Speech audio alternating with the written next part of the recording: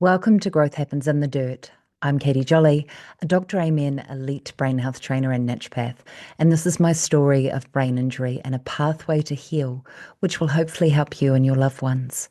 I wrote the book for survivors and their families, and then realised I couldn't actually read or tolerate screens for several months after my concussion. So if this is where you are, this is for you. Each week, I will read a few pages of the book, now available on Amazon in paperback and Kindle, which, along with my story, contains clinically proven tools and methods to heal. End of chapter 2. The watermark that broke the camel's back. On the morning of freedom post-lockdown, as the country wound into work again, my husband drove away with the children in his truck. I was ecstatic. I could finally get some work done in peace.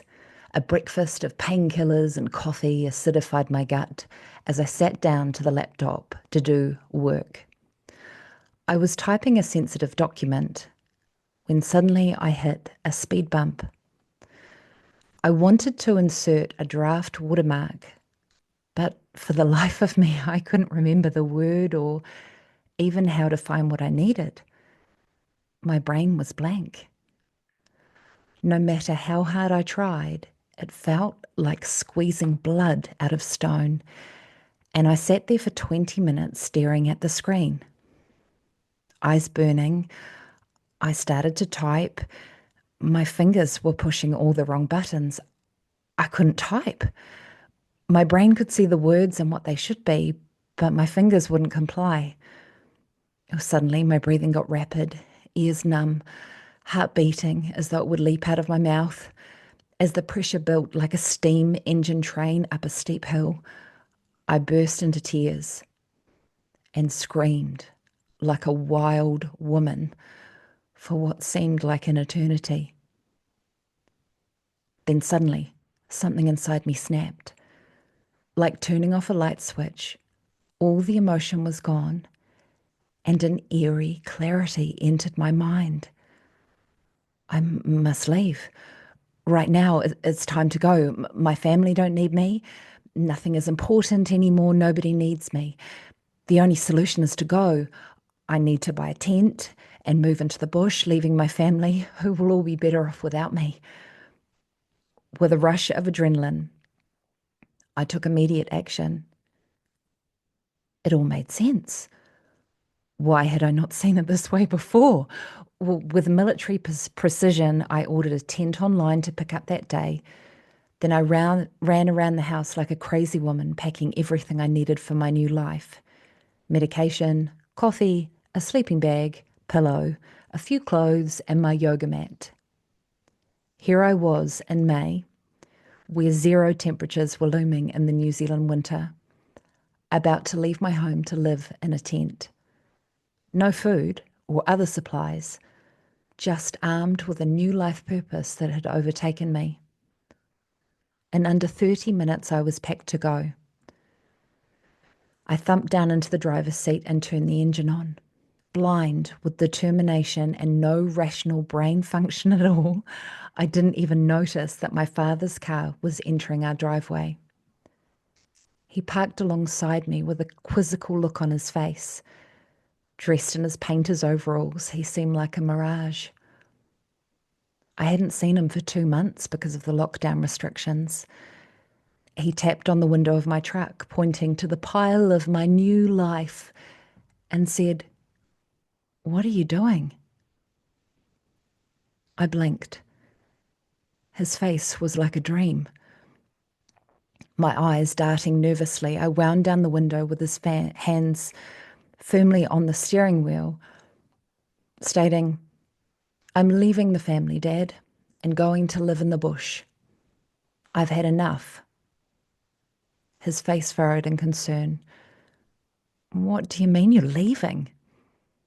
My eyes darted back and forth. My wonderful idea now sounded a little strange, and my grip on reality felt wobbly. Whether it was the first time I felt as if someone had heard my pain, or whether it was seeing my father, whom I adore with all my heart, I burst into a cascade of violent tears. Get out of the car and come inside. And as his wiry arms wrapped around me, I felt swallowed up into the ground. All the ambition was drained from my bones, leaving me scared and vulnerable. I collapsed onto the couch and sobbed relentlessly like a torrent sweeping over a waterfall into a dark eddy, my body racked with sadness as I spun out of control. My dad, just being there loving me, had popped the cork on the emotional champagne bottle. Whatever had been holding me together snapped, and my father witnessed the unravelling firsthand. What's all this? He looked stunned, as if he'd walked into another country. We had been calling each other on FaceTime, but conversation always centred on the kids' positive tidbits, so my parents didn't know the full extent of our emotional upheaval. Through the wailing discourse, I cried, I'm either going completely crazy or I've got concussion. I just thought if I moved into the bush, everyone would be better off without me. I don't know what's happening, Dad. I'm going mad. Dad shook his head. Kate, get to the doctor. I can see you're not well. Get this sorted now. His pale face filled with love as I shook with tears. Where's Simon? Dad whispered.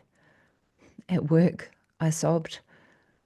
Does he know how you're feeling? He frowned. I whispered. We've been fighting. Where are the kids? He said, shaking his head.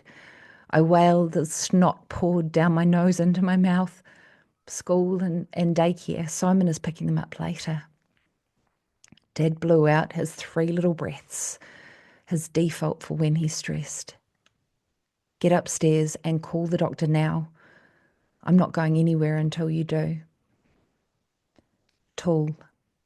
Don't make life decisions right now.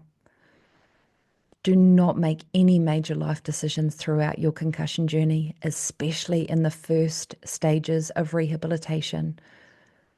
Quite often, the prefrontal cortex, the decision maker of the brain, goes offline, and we are ruled by our emotional body. It is vitally important to discuss any life changes with the people closest to you. Find at least one person who sees you and that you feel safe with. It is very, very easy to feel crazy in the beginning of this journey. This person should be able to hold space for you without necessarily having to fix you. They can be a sounding board for your thoughts. Please understand that your brain is not working properly right now, and it's okay. It's okay.